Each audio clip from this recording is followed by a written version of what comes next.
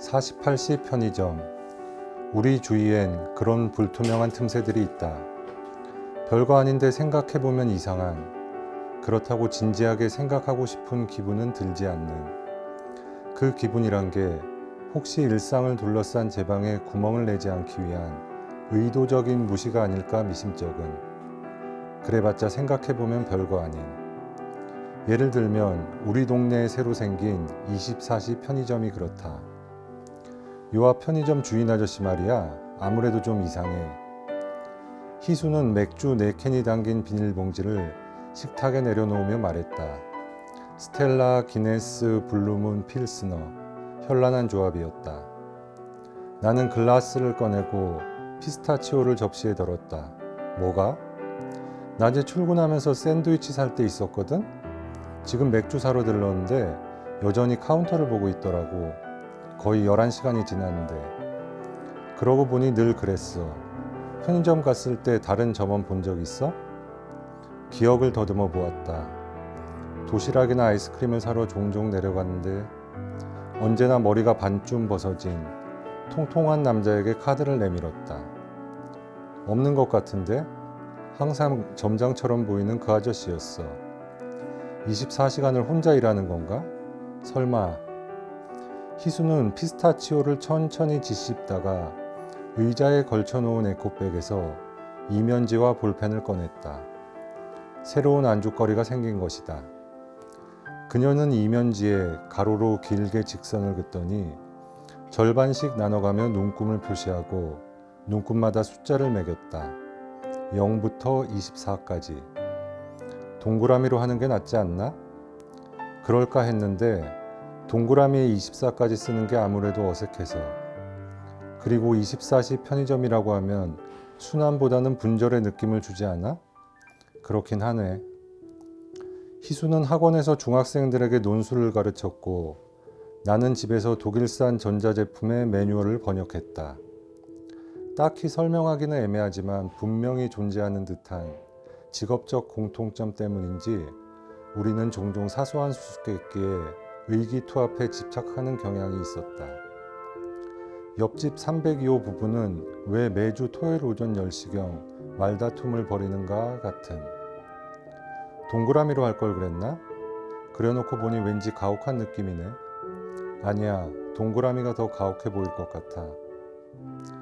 우리는 스마트폰을 들여다보며 문제의 편의점에서 신용카드를 사용한 시간을 직선 위에 빨간 눈금으로 표시했다. 2달치 사용 내역을 훑고 나자 배불뚝의 아저씨가 빠져나가기 힘든 촘촘한 그물이 쳐졌다. 오전 2시 4분부터 7시 3분 사이 4시간 59분의 공백이 있기는 했지만 알바 한 타임을 넣기에는 어정쩡한 시간이었다. 말도 안 돼. 이 아저씨 정체가 뭐지? 이상하네 정말. 로봇도 아니고. 진짜 로봇 아니야? 아저씨 지독히 무표정하던데. 우리는 맥주를 홀짝이며 24시 편의점에서 24시간 일하는 점장에 대해 다양한 가설을 세워보았다. 희수에겐 주말이 시작되는 불금이었고 나는 지멘스 인덕션의 매뉴얼 번역을 막 끝낸 참이었고 열대야가 기승을 부리는 여름밤이었으니까. 불가능한 현상을 설명하려니 주로 SF적 상상력이 동원되었다. 미래에서 보낸 사이보그가 틀림없어. 터미네이터처럼. 하지만 누군가를 박살내려고 온 건 아니야. 미래는 기계와 인간이 어울려 살아가는 평화롭고 풍족한 세상이거든. 전쟁도 없고 부정부패도 없고 빈부격차도 없는. 다만 환경오염으로 지구상의 동식물이 전부 멸종했어. 싹 다. 동물원이 폐장하고 꽃놀이를 못 가는 거야 어쩔 수 없지만 문제는 동식물과 함께 식재료가 모두 사라졌다는 거야. 사람들은 제약회사에서 생산하는 특수 캡슐로 필수 영양분만 공급받는 거지. 맙소사, 정말 살맛 안 나는 세상이잖아? 그래서 타임머신이 개발됐을 때 사람들이 가장 먼저 생각한 건 사이보그를 과거로 보내 먹거리를 가져오자는 거였어. 자연의 피조물로 만들어진 진짜 먹거리. 시간의 터널을 통과한 사이보그들은 프로그래밍된 대로 도시 곳곳에 퍼져 있는 편의점의 점장으로 자리를 잡았어. 온갖 가공식품이 끊임없이 공급되고 남의 눈을 의식할 필요 없이 24시간 타임머신을 가동할 수 있으니 임무 수행의 안성맞춤이잖아? 비용은 문제될 게 없어. 편의점에 비치된 로또 복권의 회차별 당첨 번호가 죄다 입력돼 있으니까. 현재 편의점이 있는 장소들은 미래 세계에선 추억의 먹거리를 나눠주는 배급소인 셈이지. 그래서 저 사이보그 아저씨는 종일 혼자서 편의점을 지키고 있는 거야. 손님이 뜸한 시간마다 창고에 숨겨둔 타임머신으로 바나나 우유를 보내고 삼각김밥을 보내고 불닭볶음면을 보내면서. 판타지 장르도 유용했다. 허허벌판에 홀로 선 은행나무가 있었어. 100년이 넘도록 가을마다 수많은 은행잎을 노랗게 물들여 흩뿌리지만 아무도 봐주는 이가 없었지. 그러던 어느 날 조그만 방울새가 날아와 가지에 내려앉았어. 쪼로롱 쪼로롱 방울을 굴리는 듯한 노랫소리가 은행나무의 기나긴 외로움을 달래주었지. 방울새는 매일같이 은행나무를 찾아와 함께 시간을 보냈어. 이듬해 가을 힘없이 마지막 노래를 부르고 노란 은행잎과 함께 가지에서 떨어질 때까지. 은행나무는 뿌리를 뻗어 땅에 스며든 방울새의 살과 피를 빨아들였어. 시간은 다시 더디게 흘러갔어. 햇살이 따가운 초여름 어느 날 새끼 염소 한 마리가 들판을 가로질러 뛰어오는 거야. 새끼 염소가 둥치에 머리를 비비는 순간 은행나무는 느낄 수 있었지. 이 꼬마 친구가 환생한 방울새라는 걸. 염소는 매일같이 찾아와 나무 그늘에서 쉬다가 돌아갔어. 매매 노래를 부르면서. 10여 년의 시간을 함께한 후 은행나무는 염소마저 수명을 다해 눈 감는 걸 지켜보아야 했지. 채 연글지 않은 초록 은행잎이 우수수 떨어져 식어가는 염소의 몸을 덮어주었어.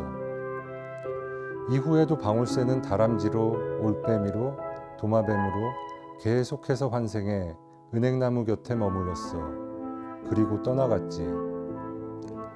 그 사이 사람들이 하나둘 나타나 땅을 파헤치고 집을 짓고 도로를 내고 하더니 허허벌판은 이내 신도시로 바뀌었어. 은행나무 주위로는 보호수라는 팻말과 함께 철책이 둘러졌지. 방울새는 고라니를 마지막으로 더 이상 모습을 보이지 않았어. 가을마다 흩날리는 노란 은행잎이 갓길 배수로에 쌓여 썩어갔지. 언제부턴가 은행나무의 뿌리는 물을 빨아들이지 않았어.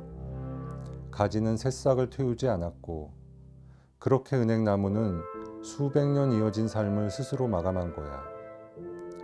사람들은 말라 죽은 은행나무를 베어내고 그 자리에 건물을 세웠지.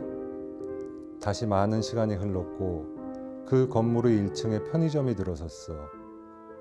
점장으로 온 반대머리 통통한 사내. 그래, 그는 인간으로 환생한 은행나무였어. 언제 어떤 모습으로 찾아올지 모르는 방울새를 은행나무는 24시간 불을 밝힌 채 기다리고 있는 거야. 바나나 우유를 팔고 삼각김밥을 팔고 불닭볶음면을 팔면서. 막판엔 신화의 세계를 떠돌기도 했다.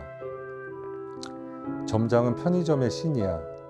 옛날엔 부뚜막의 신도 있고 화장실의 신도 있었는데 현대에 편의점의 신이 있다고 해서 이상할 건 없잖아. 편의점의 신은 인간 세상을 굽어볼 때마다 심기가 불편했어. 밤에 자고 낮에 활동하는 사람들의 나태한 생활 패턴이 당최 못마땅했거든. 한심한 종자들 같으니 인생의 3분의 1을 잠으로 낭비하다니 죽으면 영원히 잘 텐데. 그의 꿈은 말 그대로 불야성의 왕국을 이루는 것이었지. 종일 일하고 종일 먹고 종일 놀고 종일 돌아다니는, 모든 상점들이 24시간 간판을 끄지 않는 전 세계의 편의점화. 이 꿈을 실현시키기 위해 그는 지상의 현현에 직접 편의점을 운영하기로 했어. 24시간 혼자서. 다른 편의점 점장들이 보면 어떻겠어? 알바를 쓰지 않고 혼자서? 와, 그러면 매출이 지금보다. 결국 다른 점장들도 자신을 따라오게 될 거라는 심산이야. 편의점에 드나드는 고객들 역시 점장을 본받아 태평하게 잠이나 잘 때가 아니란 걸 깨달을 테고, 결국 24시간 각성 생활이 바이러스처럼 퍼져나가리라는 원대한 꿈꾸기. 그 영광의 날을 위해 편의점의 신은 배불뚝이 아저씨로 변장해 묵묵히 일하고 있는 거야.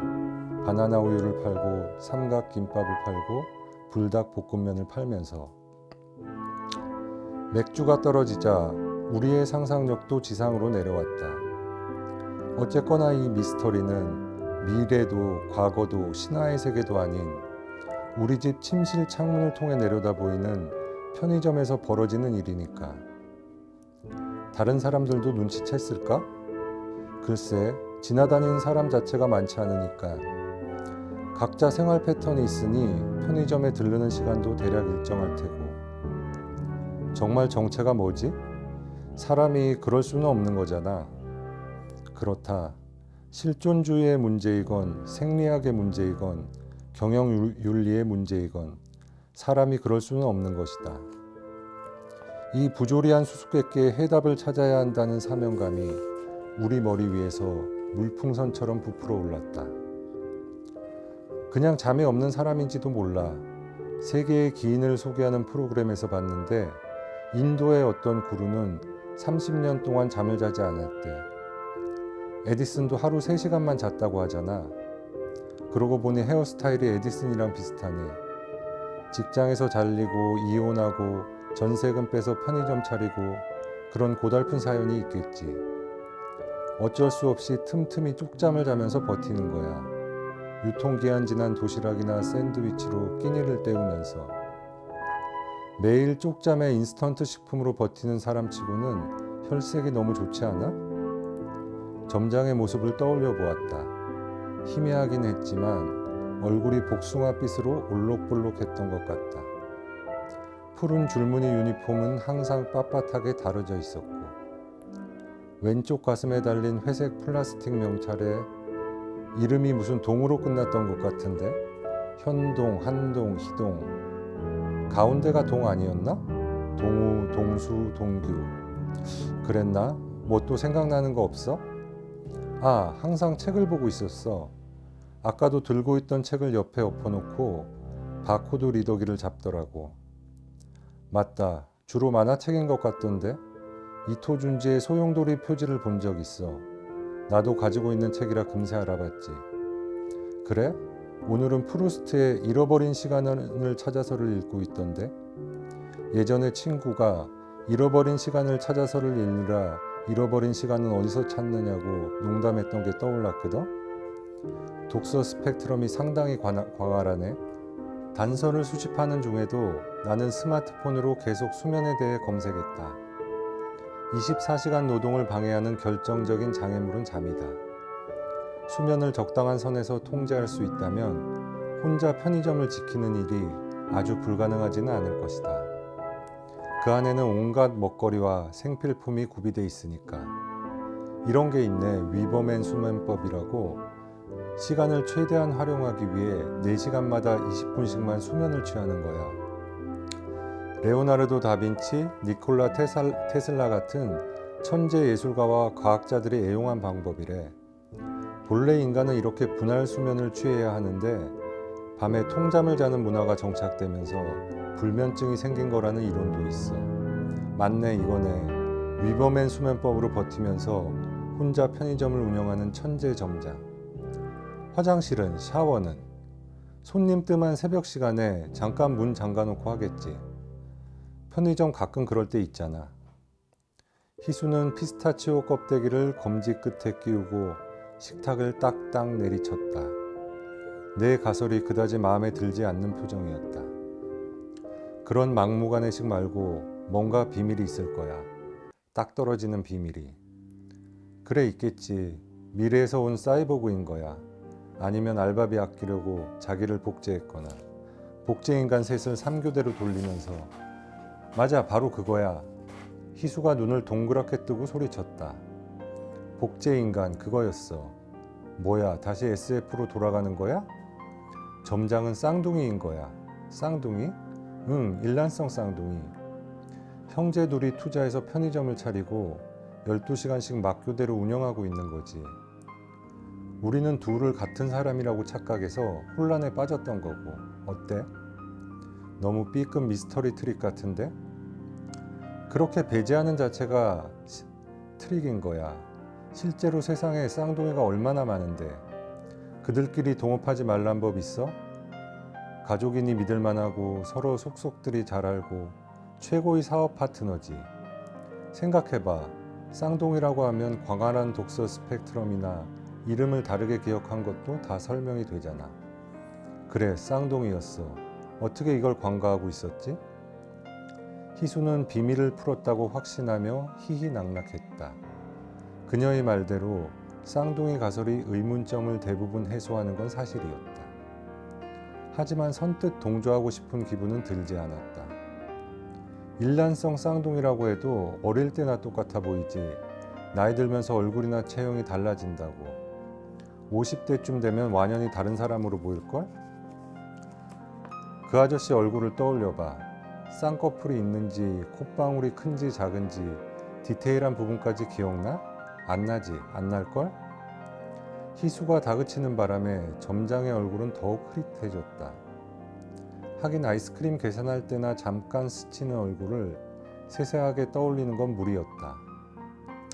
특히 이 형제의 경우는 반대머리라는 특징이 다른 차이들을 가려버린 거야. 원래 사람 인상이란 게 한두 가지 강렬한 특징으로 남기 마련이잖아? 탈모는 유전이니까 형제는 머리가 비슷하게 벗어졌을 테고 그 압도적인 공통점 때문에 우리는 다른 차이들을 눈여겨보지 않은 거지. 확실히 일리가 있는 주장이긴 했다. 하지만 쌍둥이 아저씨가 막교대로 운영하는 편의점이라니. 그럴듯하긴 한데 너무 꿰맞춘 느낌이야. 난 위버맨 수면 쪽이 더 가능성이 높다고 봐. 아무리 그래도 사람이 어떻게 편의점에서 살아? 저 나이 아저씨면 금세 허리가 나갈걸? 맞아, 지금이야 객기로 버티고 있지만 조만간 알바를 쓰겠지. 뭐하러 그래? 형제끼리 하면 되지. 쌍둥이, 이게 가장 현실적인 가설이야. 이상한 일이었다. 현실적인 가능성을 따질수록 점장이라는 인물의 존재감은 희미하게 지워지는 느낌이었다. 허황된 공상을 갖다 붙일 땐 오히려 또렷했는데 사실 우리는 가장 현실적인 가능성 하나를 애써 외면하고 있었다. 오전 2시 44분부터 7시 3분 타임라인에 뚫린 4시간 59분의 공백. 그 두 개의 시간은 같은 날짜가 아니었다. 그렇다면 이런 가정이 가능하다.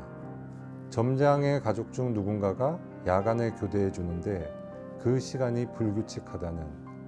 어쩌다 보니 우리는 점장이 가게를 지키던 시간에만 갔다는 가정. 가서 확인해 보자. 지금 2시 반인데? 그러니까 가보자는 거지. 하긴 맥주도 떨어졌고. 우리는 옷을 꿰입고 집을 나섰다.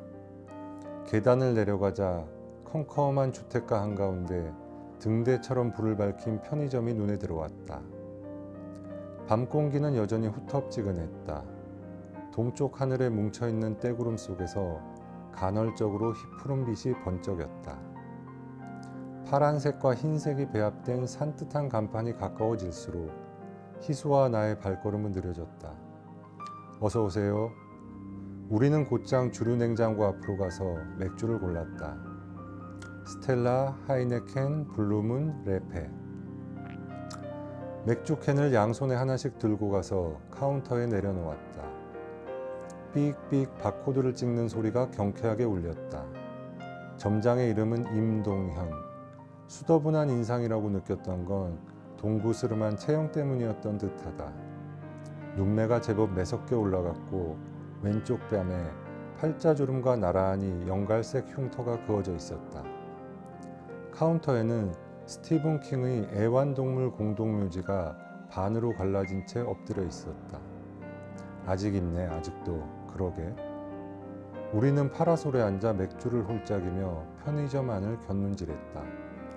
점장은 책을 읽다가 스마트폰을 만지작거리고 일어나서 진열대를 정리하기도 했다. 세상의 모든 편의점 점장들과 다를 바 없는 모습이었다. 책이 바뀌었잖아. 그새 동생인지 형인지 서로 교대한 거라니까. 다 읽은 거겠지. 20분 자고 일어나서 새 책을 시작한 거야. 저 두꺼운 책을 그새 반이나 읽었다고? 속독 학원이라도 다녔나 보지. 저 책 나도 예전에 금방 읽은 것 같은데. 죽은 반려동물을 묻으면 되살아나는 공동묘지 얘기였나? 주인공이 교통사고로 죽은 아들을 묻었다가 사악한 존재로 되살아와서 난장판이 되잖아. 스티븐 킹 소설답게 페이지마다 문장이 빽빽하지. 희수도 나도 이대로 물러날 순 없다는 심정이었다. 실존주의와 생리학과 경영윤리가 뒤얽힌 이 난제를 어떻게든 해결해야 돌아가 잠을 청할 수 있으리라. 잠시 후 기회가 찾아왔다. 점장이 냉장고 뒤쪽 창고로 들어가더니 빗자루와 쓰레받기를 들고 나온 것이다. 그는 파라솔 주위에 흩어진 담배꽁치와 휴지를 쓸어 담으며 우리 쪽으로 다가왔다. 어떻게 말문을 틀까 고민하는데 희수가 대뜸 무례하게 들릴 정도로 당당하게 선수를 쳤다. 사장님, 대체 비밀이 뭐죠? 점장은 허리를 펴고 우리를 멀뚱히 쳐다보았다. 무슨 비밀 말입니까? 이왕지사 내친 걸음. 우리는 점장을 파라솔에 앉히고 오늘 밤 벌어진 토론 내용을 요약해서 들려주었다.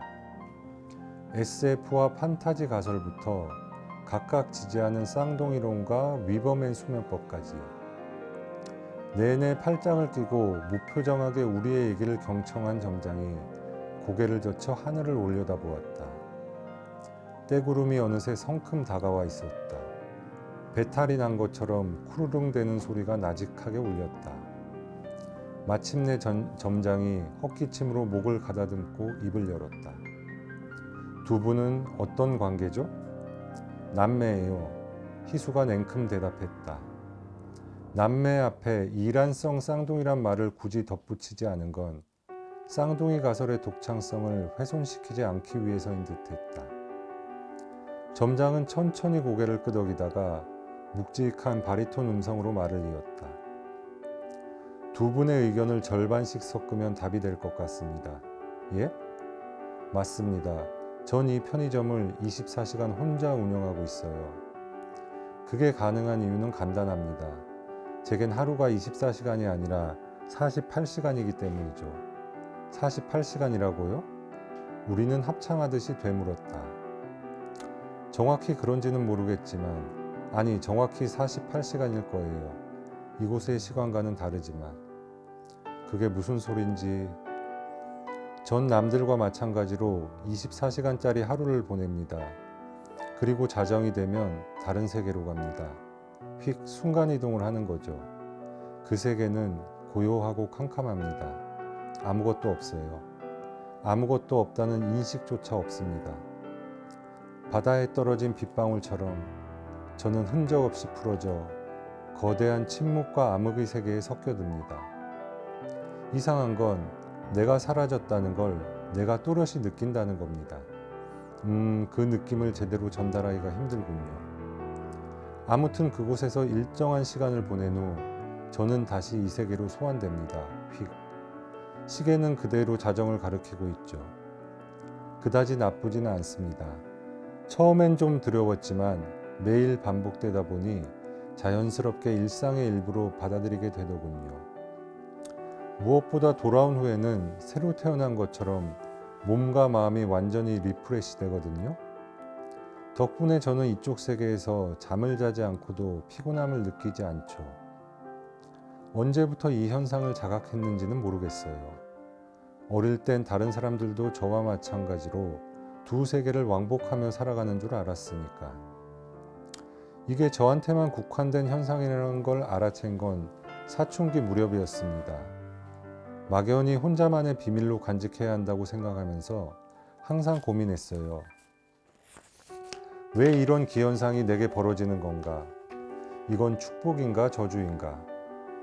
갑자기 섬광이 번쩍이며 푸른 줄무늬 유니폼이 눈앞에서 사라졌다가 나타나기를 반복했다. 하늘이 쪼개지는 듯한 천둥 소리가 울렸다. 평생 혼자 고민하게 될 줄 알았는데 실은 얼마 전에 비밀을 알게 됐어요. 유화 물감을 두텁게 발라놓은 듯한 떼구름이 머리 위를 지나고 있었다. 점장은 손바닥으로 목덜미에 땀을 훔쳐 바지에 문질러 닦았다. 어머니가 작년부터 치매가 왔는데 그렇게 옛날 일을 주절주절 얘기하세요. 그러다 듣게 됐죠. 사실 전 쌍둥이로 태어났다고, 아니 잉태되었다고. 다른 한 명은 목에 탯줄이 감겨 숨이 끊어진 채 나왔다고 하더라고요. 푸느라 그랬는지 감느라 그랬는지 형제의 목에 감긴 탯줄을 제가 두 손으로 꽉 거머쥐고 있었다네요. 점장이 우리를 보며 씩 웃었다. 하늘에서 다시 마른 번개가 쳤다. 그가 실제로 웃은 건지 교차하는 빛과 어둠이 만든 착시인지 알 수가 없었다. 점장은 옆에 놓아둔 빗자루와 쓰레받기를 챙겨 자리에서 일어섰다. 어머니가 헛것이 보이는지 자꾸 나를 보며 미안하다고 그래요. 그땐 경황이 없어 맷자리 하나 제대로 못 썼다고. 이제 그만 돌아가자고. 뒤뚱뒤뚱 편의점으로 들어간 점장은 빗자루와 쓰레받기를 창고에 돌려놓고 카운터에 앉아 책을 집어들었다. 환한 불빛 속에서 그가 책장을 넘기는 모습을 우리는 멍하니 바라보았다. 희수가 맥주캔을 들어 길게 한 모금 들이켰다. 나도 남은 맥주로 목을 축였다. 재밌는 아저씨네. 그러게. 희푸른 섬광을 머금은 떼구름이 서쪽 하늘을 향해 빠르게 몰려가고 있었다. 네, 잘 들었습니다. 고생하셨습니다. 감사합니다. 네, 목소리가 되게 좋으시네요. 아유, 감사합니다. 네, 뭔가 글이 그리움으로 바뀌는 듯한 네, 상상력을 일으키는 그런 글이었던 것 같아요. 다행이네. 한무숙 문학상을 수상하셨습니다. 예. 네, 어떤 의미일까요, 작가님께? 어떻게 하다 보니까 9년 만에 다시 냈더라고요. 그래서 그 텀이 길다 보니까 네. 저도 이제 묶으면서 알게 되는데 그 안에 소설들이 상당히 좀 분위기나 이런 게 다양했어요. 네. 그 SF도 있고 미스터리도 있고 스릴러도 있고 그래서 저도 그 정리 작업을 하면서 뭐 그런 생각이 들었던 것 같아요. 그동안 참 다양하게 이것저것 해봤구나. 네, 네. 제 글쓰기의 한 시기를 약간 정리한다고 할까? 그런 생각으로 책을 묶다 보니까 근데 그래도 운이 좋게 이렇게 26회 한무숙 문학상이라는 타이틀을 네. 책이 이렇게 갖게 돼가지고 네. 뭐 책한테 좀 체면이 섰다 그럴까. 예. 책한테 체면이 섰다. 예. 독특한 발언이십니다. 근데 책을 읽으니까 되게 재밌는 분이구나 이런 생각이 들더라고요. 제목만 봤을 때는 제목만 그런데? 봤을 때는 우울했는데 예. 글 속으로 들어가 보니까 되게 개그 본능이 조금 있으신 것 같아요. 재밌었어요. 예. 그 위험한 비유에도 예. 어떤 소재 같은 거는 조금 무거운 것 같기도 한데 또 글은 또 그런 쪽으로 가는 것 같은데 예. 순간순간 치는 멘트가 원래 재밌으신 분인가요? 뭐 그렇게까지 재밌다는 평은 못 듣는데요. 그래요? 그런 거는 있는 것 같아요. 글 쓸 때 저도 예. 약간의 유머가 있는 글을 좋아하다 보니까 그쵸. 아무래도 저도 쓸 때 네. 조금 자제는 하는데 그런 게 조금씩 들어가더라고요. 이 48시 편의점에는 쉼없이 일하는 주인공 이 편의점장이 나옵니다. 예. 왜 이런 주인공을 캐릭터로 삼으셨는지. 사실 편의점에 있는 사람이란 게 그렇잖아요. 저희도 가면은 물건을 사고 네. 카드 그냥 주고받고 끝나는 그냥 아무 의미 없는 일상에서 그런 관계인데 이 소설에 나오는 쌍둥이 남매가 저 사람이 계속 저 사람만 있네? 뭔가 이상한데? 하고 의문을 가지고 그 작은 틈새를 파고들어서 자기들 상상을 막 끼얹는 사이에 네. 그 점장은 갑자기 SF의 주인공이 되고 뭐 판타지의 주인공이 되고 네. 신화의 주인공이 되고 네. 이렇게 막 계속 거듭 태어나게 되는 거죠. 네.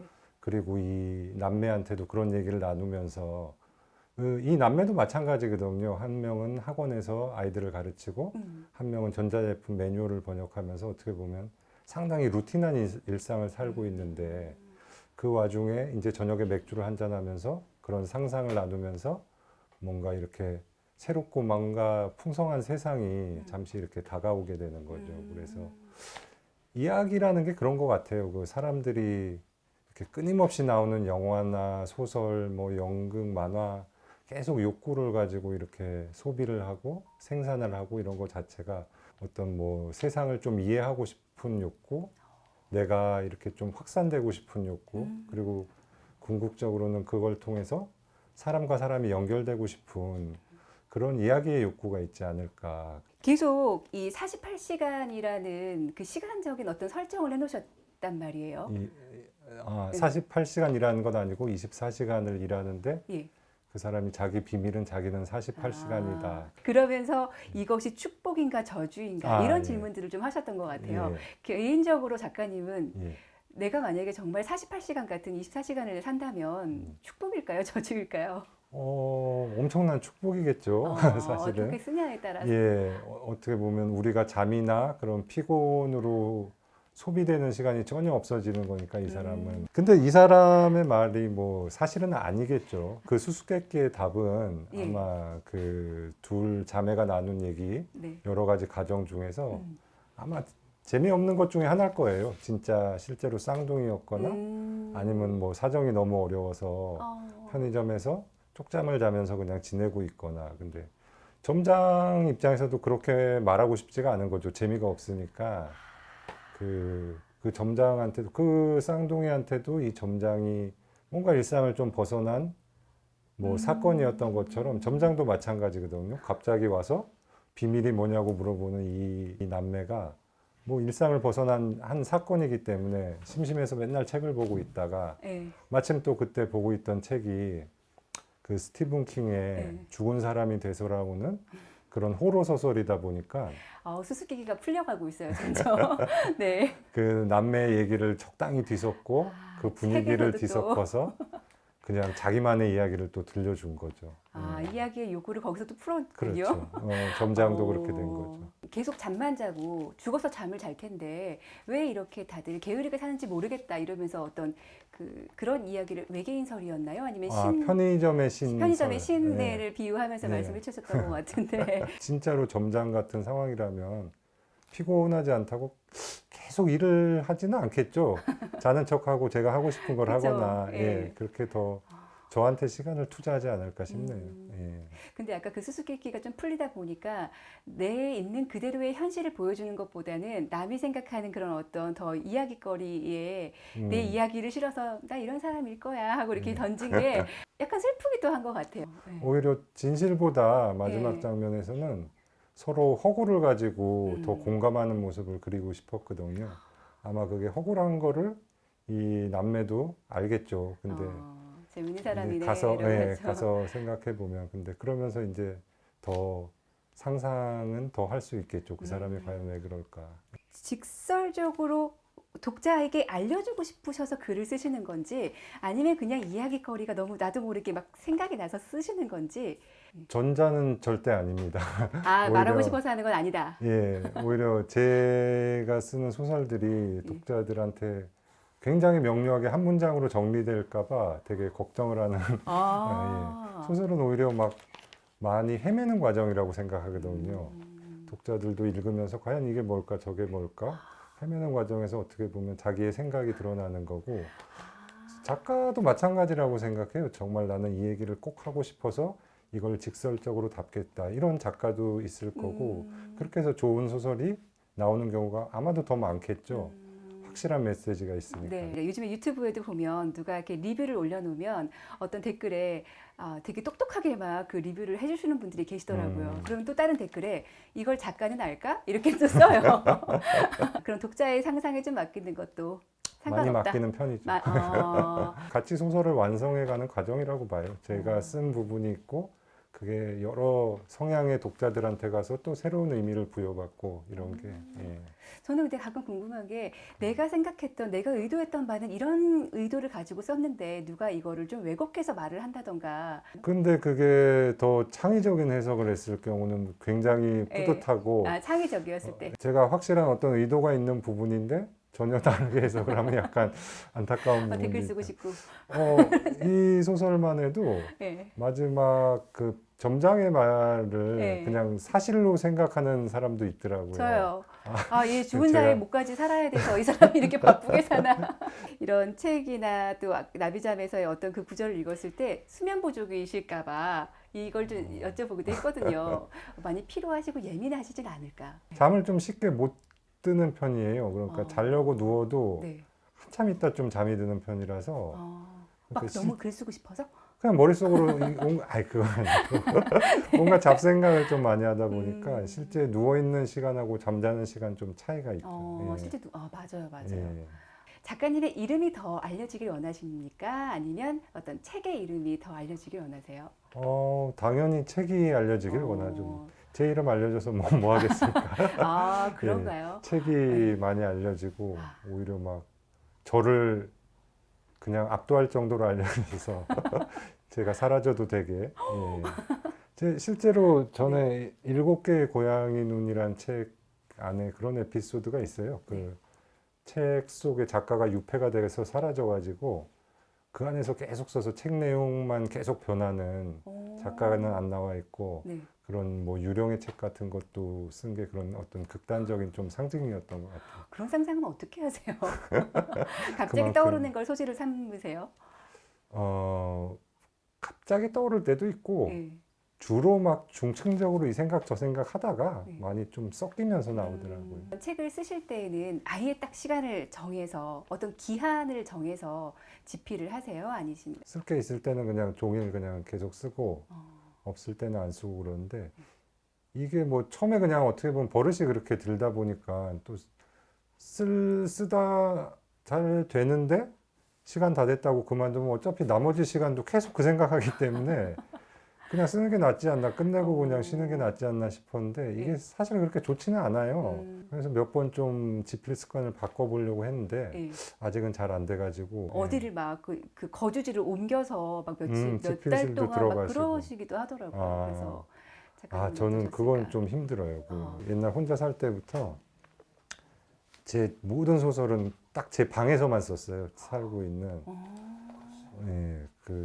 뭐 딴 데 가거나 요새는 카페에서 더 잘 카페에서 많이 써지는 쓰- 작가도 많다고 하는데 네.